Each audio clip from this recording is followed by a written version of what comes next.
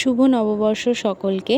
আর পয়লা বৈশাখের দিনটা তোমরা কে কেমনভাবে কাটালে অবশ্যই আমার সাথে শেয়ার করো।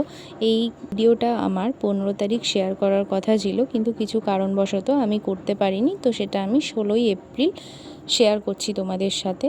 আমি যখন প্রথম এই বিজনেসটা স্টার্ট করেছিলাম তখন আমি এই স্কোয়ার কেকগুলো করতে ভীষণ ভয় পেতাম।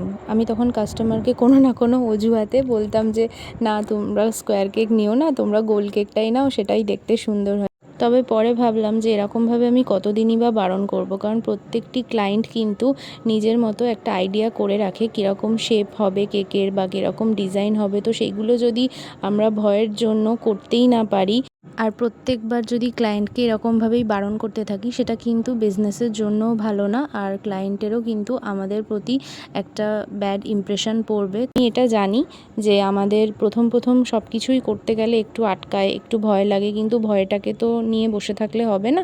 সেটা যত প্র্যাকটিস আমরা করব তত বেশি সেটাকে আমরা ঠিক করতে পারবো। সেটাই আমার বলার, যে প্রথম যে জিনিসটা আমরা সকলেই ভয় পাই বা মনে হয় যে আমরা না এটা করতে পারবো না, একসময় গিয়ে কিন্তু সেই জিনিসটাতেই আমরা পটু হয়ে উঠি। এই যেমন আমি আগে স্কোয়ার কেকগুলো বারণ করে দিতাম, কিন্তু আজ কত সহজেই বানিয়ে ফেলি দেখো। তো ভিডিওটা ভালো লাগলে লাইক, শেয়ার আর সাবস্ক্রাইব করো।